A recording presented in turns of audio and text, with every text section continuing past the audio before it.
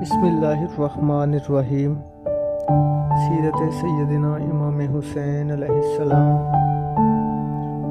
آج کا جو موضوع ہے وہ شروع ہوگا حکم نبی کی تعمیل کروں گا۔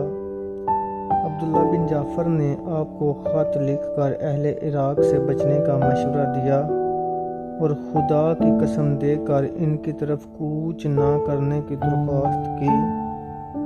اس پر امام حسین علیہ السلام نے ان کو لکھ بھیجا کہ میں نے ایک خواب دیکھا ہے جس میں رسول اللہ صلی اللہ علیہ وآلہ وسلم نے مجھے ایک کام کرنے کا حکم فرمایا ہے جس کی میں تعمیل کروں گا، اور میں اس امر سے اس وقت تک کسی کو مطلع نہ کروں گا تا وقت یہ کہ میں اس سے دوچار نہ ہو جاؤں۔ نائب الحرمین کا امام حسین کے نام خط۔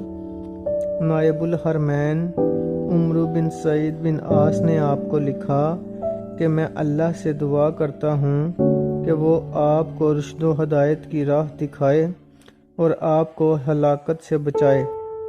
میں نے سنا ہے کہ آپ نے عراق جانے کا مصمم ارادہ کر لیا ہے۔ میں آپ کو اختلاف اور عداوت سے خدا کی پناہ میں دیتا ہوں۔ اگر آپ کو کوئی خطرہ لاحق ہے تو میرے پاس چلے آئیں، یہاں آپ کو امن و امان میسر ہوگا اور آپ سے صلہ رحمی اور نیک سلوک کا برتاؤ ہوگا۔ حضرت امام حسین علیہ السلام نے انہیں لکھا کہ اگر آپ نے میرے ساتھ نیکی کرنے اور صلہ رحمی کرنے کی نیت سے یہ خط لکھا ہے تو اللہ تعالیٰ آپ کو دنیا و آخرت میں اس کی جزائے خیر دے گا۔ جو شخص نیک عمل کرے اور اس کی طرف بلائے وہ مخالفت کرنے والا ہوتا ہے، نہ تفرقہ ڈالنے والا۔ میں مسلمانوں میں سے ہوں اور بہترین امان اللہ کی ہے۔ جو شخص دنیا میں اللہ سے نہیں ڈرتا اس کا ایمان کامل نہیں۔ ہم اللہ تعالیٰ سے دنیا میں ایسی محافظت کے طلبگار ہیں جو قیامت کے دن خدا کے حضور میں ہمارے لیے امان کی موجب ہو۔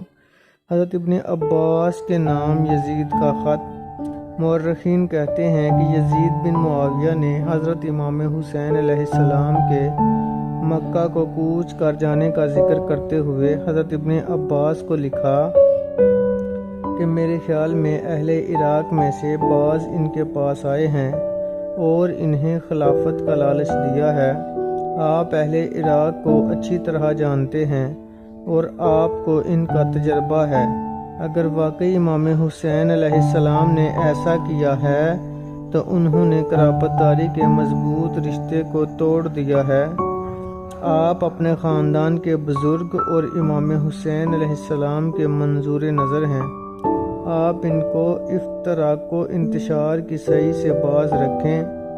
اس کے علاوہ یزید نے حضرت ابن عباس کو اور مکہ اور مدینہ میں رہنے والے قریش کو یہ اشعار لکھ بھیجے۔ ترجمہ: اے سرکش و منہ زور سواری کے راکب، بے دھڑک چلنے والی مضبوط اونٹنی کے سوار، مسافت طویل ہے اور ملاقات مشکل، اس لیے قریش کو یہ پیغام پہنچا دو کہ میرے اور حسین کے درمیان اللہ اور قرابت داری کا واسطہ ہے۔ میں انہیں صحن حرم کے قیام کا واسطہ دیتا ہوں اور اللہ کے عہد اور اس چیز کی طرف ان کو متوجہ کرتا ہوں جو ایفائے عہد میں معاون ہو۔ تم نے اپنی ماں پر فخر کیا اور اپنی قوم کو اذیت پہنچائی۔ میری جان کی قسم، بے شک وہ ماں پاک دامن اور نیک اور ذی حرمت ہے۔ وہی ایک ماں ہے جس کی فضیلت کے قریب تک کوئی نہیں پہنچا۔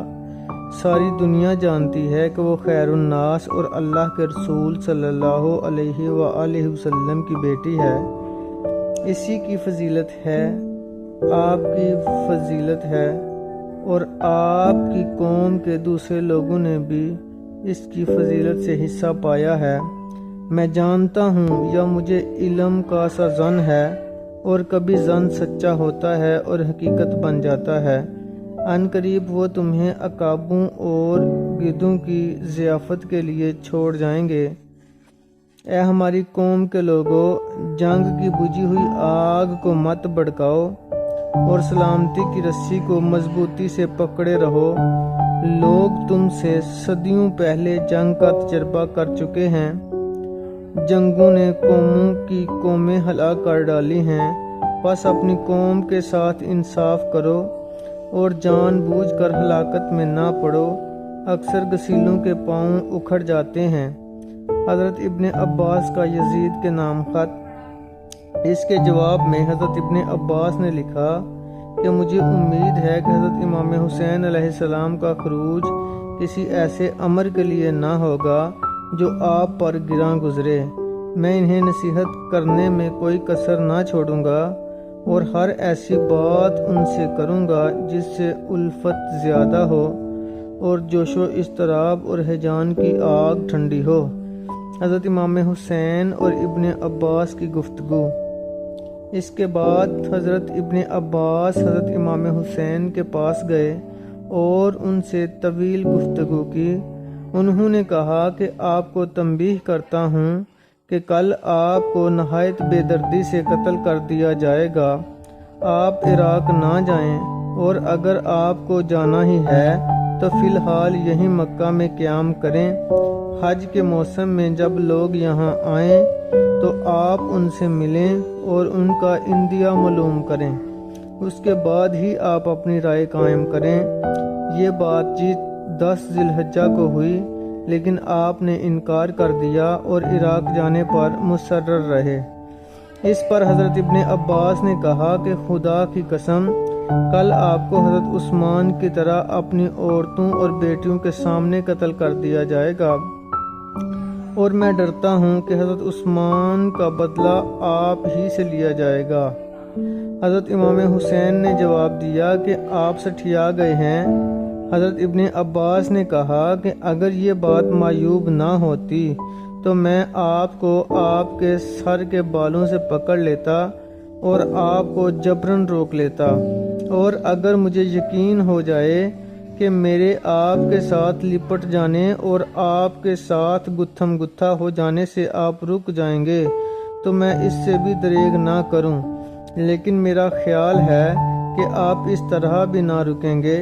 اس پر حضرت امام حسین علیہ السلام نے فرمایا، میں مکہ میں قتل ہونے اور اس شہر کی حرمت کو پامال کرنے کی بجائے فلاں فلاں مقام پر قتل ہونا پسند کرتا ہوں۔ راوی کا بیان ہے کہ اس پر ابن عباس رو پڑے اور کہا کہ آپ نے اس فیصلہ سے ابن زبیر کو خوش کر دیا۔ حضرت ابن عباس غصے میں آ کر باہر نکل آئے۔ دروازے پر ابن زبیر مل گئے۔ انہیں دیکھا تو کہا، اے ابن زبیر، اب تو تیری مراد بر آئی اور تیری آنکھیں ٹھنڈی ہوئیں۔ یہ عبداللہ حجاز کو تیرے لیے خالی چھوڑ کر جا رہے ہیں۔ اور پھر یہ اشعار پڑھے۔ ترجمہ اشعار: اے مقامی معمر کی چنڈول چڑیا، فضا تیرے لیے خالی ہے، بس تو انڈے دے اور راگ الاپ، اور جب تک چاہے چونچ سے انڈوں کو توڑ کر ان میں سے بچے نکالتی رہ۔ مبارک ہو کہ تیرا صیاد مقتول ہے۔ امام حسین علیہ السلام کا قاصد مدینہ میں۔ حضرت امام حسین علیہ السلام نے ایک قاصد کو مدینہ بھیج کر بنی عبد المطلب کے چند نفوس کو مکہ مکرمہ بلوا لیا، جو مردوں، عورتوں اور آپ کے بھائیوں، بیٹیوں اور عورتوں کے بچوں پر مشتمل کل 19 افراد تھے۔ ان کے پیچھے پیچھے محمد بن حنفیہ بھی امام حسین کے پاس مکہ پہنچ گئے۔ انہوں نے آپ سے کہا کہ اس وقت آپ کا مکہ سے کوچ کرنا عقل مندی نہیں، لیکن آپ نے ان کی بات نہ مانی۔ اس پر محمد بن حنفیہ نے اپنی اولاد کو آپ کے ساتھ جانے سے روک لیا۔ حضرت امام حسین نے اس کا برا منایا اور کہا کہ کیا تم اپنے بیٹے کو مصیبت کے وقت میرے ساتھ جانے سے روکتے ہو؟ انہوں نے کہا کہ اس سے کیا فائدہ کہ آپ کے ساتھ ان سب پر بھی مصیبت آن پڑے۔ ہمارے نزدیک ان کی ہمراہی میں آپ کی مصیبت میں اور اضافہ ہوگا۔